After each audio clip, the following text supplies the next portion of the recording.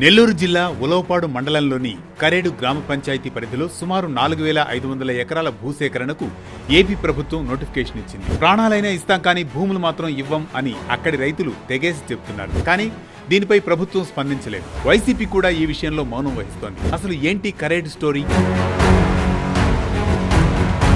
కరేడు ఉలవపాడు మండలంలో ఒక చిన్న వ్యవసాయ ఆధారిత గ్రామం. ఈ ప్రాంతం సారవంతమైన భూములకు ప్రసిద్ధి.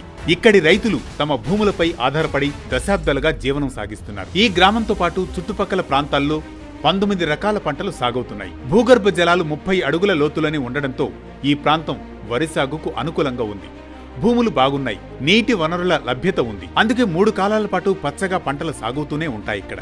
అయితే ఇండోసోల్ సోలార్ ప్రైవేట్ లిమిటెడ్ సంస్థకు భూములు కేటాయించేందుకు ఈ ప్రాంతంలో సుమారు 4500 ఎకరాల భూమిని సేకరించేందుకు ఆంధ్రప్రదేశ్ ప్రభుత్వం జూన్ 22న నోటిఫికేషన్ జారీ చేసింది. నిజానికి 2022 సెప్టెంబర్ 15న ఇండోసోల్కు రామాయపట్నం దగ్గర అప్పటి వైసీపీ ప్రభుత్వం భూముల్ని కేటాయించింది. మొదట 5148 ఎకరాలను కేటాయించారు. 43143 కోట్ల పెట్టుబడి పెడతామని, తమ ప్రాజెక్టు ద్వారా 11500 మందికి ఉద్యోగ అవకాశాలు ఇస్తామని ఇండోసోల్ వెల్లడించింది. దీనికి సంగం బ్యారేజ్ నుంచి 50 MLD నీటి కేటాయింపులు కూడా జరిగాయి. ఇక 2023 నవంబర్ 9న గతంలో కేటాయించిన 5148 ఎకరాలకు అదనంగా మరో 3200 ఎకరాలు కేటాయిస్తూ మరో జీవో జారీ చేశారు. సో రామాయపట్నంలో ఇండోసోల్కు మొత్తం 8348 ఎకరాలను కేటాయించారు. నీటి కేటాయింపులను కూడా పెంచారు. అక్కడ రైతులు ఈ ప్రాజెక్టును వ్యతిరేకిస్తూ ఆందోళన చేపట్టారు. ఆ సమయంలో యువగళం పాదయాత్రలో ఉన్న నారా లోకేష్ ను కలిసి తమకు మద్దతు ఇవ్వాలని కోరారు. దీంతో అప్పట్లో ఈ ప్రాజెక్టును వ్యతిరేకిస్తున్నట్లు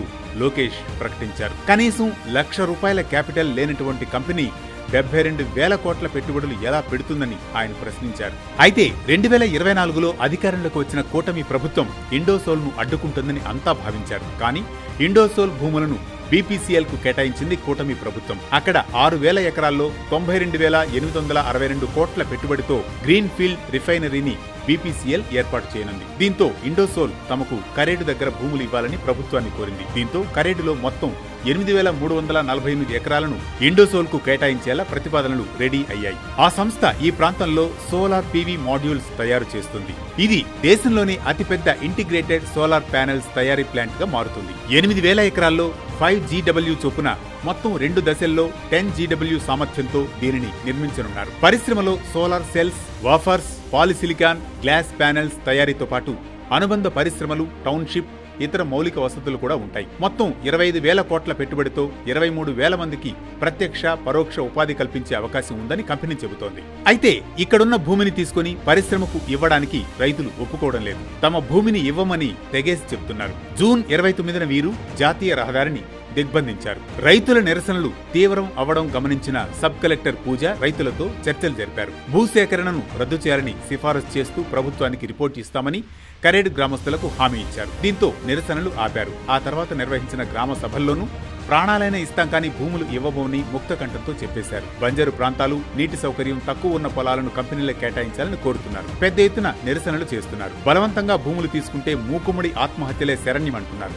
భూములు ఇవ్వడం ఇష్టం లేదంటూ అప్లికేషన్లు ఇచ్చారు. అయితే ఈ విషయమై కూటమి ప్రభుత్వం ఇప్పటి వరకు స్పందించలేదు. సహజంగా అధికార పక్షం వైపు తప్పుంటే ప్రతిపక్షం రాజకీయ లబ్ధి కోసమైనా దానిని టేకప్ చేస్తుంది. కానీ కూటమి ప్రభుత్వం తీసుకునే ప్రతి నిర్ణయాన్ని ప్రశ్నించే వైసీపీ కూడా ఈ విషయంలో మౌనం వహిస్తోంది. కొంతమందిని కొడితేనే పనిగట్టుకుని వెళ్లి పరామర్శించిన వైఎస్ జగన్ కరేడ్ ఇష్యూపై స్పందించడం లేదు. నిజానికి ఇండోసోల్ సంస్థ షిరిడి సాయి ఎలక్ట్రికల్స్ కు చెందిన సబ్సిడరీ కంపెనీ అని, ఇది జగన్మోహన్ రెడ్డి బినామీ కంపెనీ అని వైసీపీ అధికారంలో ఉన్నప్పుడు టీడీపీ పదే ఆరోపించింది. ట్రాన్స్ఫార్మర్లలో దోపిడీ చేసిందని, స్మార్ట్ మీటర్లతో దోచుకున్నారు అని కూడా ఆరోపించారు. తమ బినామీ కంపెనీ అని విమర్శించిన కంపెనీకే మళ్లీ ఎందుకు భూములు కేటాయించారని వైసీపీ టీడీపీని ప్రశ్నించొచ్చు. కానీ అలా చేయకపోగా వైసీపీకి చెందిన మీడియాలో భూసేకరణ సరిగ్గా చేయకపోవడంపై అసంతృప్తి వ్యక్తం చేస్తూ ఇండోసోల్ కి మద్దతుగా వార్తలొస్తున్నాయి. ఇండోసోల్ కంపెనీపై ప్రభుత్వం కుట్ర చేస్తోందని, గతంలో వైసీపీ ప్రభుత్వం కేటాయించిన భూములను ఎందుకు ఇవ్వరని ప్రశ్నిస్తోంది. కానీ ఆ కంపెనీ పెట్టుబడులు రద్దు చేయాలని, భూసేకరణ వద్దని మాత్రం చెప్పడం లేదు. ఇవన్నీ ఇండోసోల్ కంపెనీ జగన్ బినామీది అనే ఆరోపణలకు బలం చేకూరుస్తున్నాయి. మొదట్లో BCY పార్టీ అధినేత రామచంద్ర యాదవ్ ఒక్కరే ఈ ఉద్యమానికి మద్దతిచ్చారు. కానీ ఆ తర్వాత కాంగ్రెస్ పార్టీ రాష్ట్ర అధ్యక్షురాలు వైఎస్ షర్మిల కూడా కరేడు రైతులకు మద్దతుగా నిలుస్తున్నారు. జూలై 10న కరేడులో పర్యటిస్తానని కూడా ఆమె చెప్పారు. పరిశ్రమలు రావాలంటే భూములు కావాలి. అయితే భూసేకరణకు ఒక ప్రక్రియ ఉంటుంది. స్థానికులతో మాట్లాడి వారిని ఒప్పించి వారి అనుమతితో భూములు తీసుకోవాలి. రైతులు నష్టపోకుండా భూములకు తగిన ధరను నిర్ణయించడం, వారికి ప్రత్యామ్నాయ జీవనోపాధి కల్పించడం, అలాగే పరిశ్రమ ఏర్పాటయ్యాక దాని లాభాల నుంచి స్థానికులకు కూడా ప్రయోజనం కలిగించడం వంటివి చేయాలి. మరిప్పుడు కరేడ్ భూముల విషయంలో ప్రభుత్వం ఎలాంటి చర్యలు తీసుకుంటుందో చూడాలి.